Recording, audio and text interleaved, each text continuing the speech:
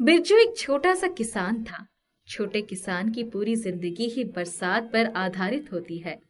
जिस साल अच्छी बारिश हो जाए, उस साल भरपेट खाना जुट जाता है, और सूखा पड़ जाए तो खाने के भी लाले पड़ जाते हैं। बिरजू के घर में माता पिता के अलावा पत्नी और दो बच्चे भी थे। दोनों बेटे अर्जुन और अजीत सरकारी स्कूल में पढ़ते थे। पत्नी गिरजा पूरे घर का काम करती थी, सास ससुर की सेवा करती और पति के साथ खेत में भी काम करवाती थी। एक दिन गिरजा, इस बार तो खेती में कुछ होगा नहीं। इंद्रदेव ही कुपित हो गए। कैसे खर्च चलेगा?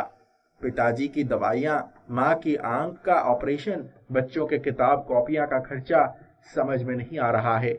अब तो सिवाय मजूरी के और कोई चारा नहीं दिखाई पड़ रहा है। अगर मैं शहर जाकर नौकरी कर लूं तो तू सब संभाल लेगी। अर्जुन और अजीत तो है ही तेरे साथ। एक बार माता पिता और बच्चों से भी राय ले लो। संभालना क्या है, कोई दूध पीता बच्चा थोड़ी है। चार पैसे मिलेंगे तो सबके काम ही आएंगे। सबके राय विचार से बिरजू अगले महीने ही कलकत्ते चला गया। जूट मिल में उसके गांव के प्रदीप कुमार और मनसुख काम करते थे। उन्होंने कई बार बुलाया था। नौकरी लग गई, पैसे मिलने लगे, घर का खर्चा बढ़ता ही जा रहा था। पूरे 2 साल बाद दुर्गा पूजा की छुट्टियों में बिरजू घर आया था। उसको देखते ही शरीर तो आधा रह गया है, खाते पीते नहीं होगा। काम पर से आओ तो खाना बनाने का मन नहीं होता। कुछ भी खाकर सो जाता हूँ। तब तक अर्जुन और अजीत भी स्कूल से आ गए। बापू, तुम्हें पता है हमारे स्कूल में एनसीसी आ गई है। मैंने भी ज्वाइन कर ली है। उससे क्या होगा? बापू, उससे इस साल ही मेरी सेना में भर्ती हो जाएगी। मैं 26 जनवरी को दिल्ली भी गया था। हमारी बटालियन को पुरस्कार भी मिला था। सच कह रहा है तू? हाँ बापू, इस साल में और अगले साल अजीत सेना में भर्ती होकर देश की सेवा करेंगे। मुझे तो किसी ने बताया ही नहीं कि मेरे बेटे इतने लायक हो गए हैं कि खुद ही अपने जीवन का फैसला ले सकते हैं। पर बापू, दादी और माँ तो हमें सेना में भर्ती होने नहीं देना चाहते हैं। सेना में भर्ती होने से बड़ी गौरव की और क्या बात हो सकती है? तुमने इन लोगों को बताया कि वहां क्या करना होता है? हाँ बापू, तभी तो ये लोग जिद कर बैठे हैं कि हमें नहीं जाने देंगी। माँ देख, पहले तो मैं अभी सेना में भर्ती नहीं हुआ हूँ। दूसरे, जब मैं सीमा पर देश की रक्षा करूंगा तो बापू को नौकरी की जरूरत नहीं पड़ेगी। वो घर में ही रहेंगे ना। मैं हर महीने तुझे मनी ऑर्डर भेज दिया करूंगा। चलो ठीक है, जब जाना तब जाना।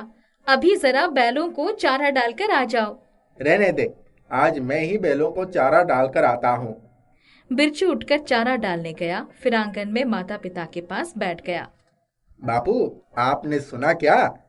किस बारे में? आपके पोते सेना में ज्वाइन करने की तैयारी कर रहे हैं। हाँ, उन्होंने बताया था। वो तो सुबह सुबह भागने भी जाते हैं। चलो अच्छा है। हमारे गांव में अभी तक कोई फौज में नहीं गया था, पर हमारे दोनों बच्चे फौज में जाने में अपनी रुचि रखते हैं। मुझे तो बिल्कुल भी भेजने का मन नहीं है। पता नहीं किसने बच्चों को बहला फुसलाकर फौजी में भर्ती होने का लालच दिखा दिया है। माँ, कितने गौरव की बात है। हमारे दोनों बेटे सेना में भर्ती होंगे, देश की रक्षा करेंगे। चुप रहो, तुम सबकी तो मति ही मर गई है। आए दिन टीवी पर दिखाते हैं फला जगह फौजी शहीद हो गया, फला जगह हमले में फौजी घायल हो गए। माँ, इतना बुरा क्यों सोच रही हो? हर साल लाखों लोग फौज में जाते हैं। ऐसे थोड़ी सबको कुछ हो जाता है। और जहां तक मरने की बात है तो तुम ही कहती हो ना, हर आदमी के मौत का समय और जगह निश्चित है। घर में बैठे बैठे भी लोग मर जाते हैं। हाँ, कहने में और अपने बच्चों को मौत के मुंह में ढकेलने में बहुत फर्क है। मैं तो नहीं भेजना चाहती। घर में रोटी की कमी है क्या? हम अपने सारे खर्च कम कर देंगे। तुम भी कमा ही रहे हो। बच्चे पढ़ लिख कर शहर में ही बड़े अफसर बन जाएंगे। तुम्हें भेजने हैं तो भेजो, मैं क्या कर सकती हूँ। छोड़ो, उनके भाग्य में जो लिखा है वही होगा। 1 महीने बाद ही अर्जुन की फौजी में भर्ती हो गई। दादी और माँ का रो रो कर बुरा हाल था, पर दादाजी और बिरजू सीना चौड़ा करके घूम रहे थे। दादाजी अर्जुन की प्रशंसा करते नहीं थक रहे थे। जाने वाले दिन माँ, मुझे आशीर्वाद दो, मैं अपनी ट्रेनिंग अच्छी तरह से पार कर लूं। मेरा आशीर्वाद हमेशा तुम्हारे साथ है मेरे लाल। तुम जा ही रहे हो तो अब मैं पूरी तरह से तुम्हारे साथ हूँ। भारत माता की रक्षा के लिए तुम्हें जाना ही होगा। मन लगाकर ट्रेनिंग करना, पूरे देश का नाम रोशन करना। ये हुई ना बहादुरी वाली बात। आप कभी मत रोना, कायर लोग रोते हैं, तुम तो खुद ही इतनी बहादुर हो। बापू के यहाँ नहीं रहने पर तुम्ही ने हम सबको संभाला है। अर्जुन को छोड़ने पूरा गांव आया था। वर्दी पहनकर अर्जुन पूरे गांव का हीरो बन गया था। सबकी आंखों में प्रसन्नता थी, परंतु बिरजू और उसके पूरे परिवार की आंखें नम थी।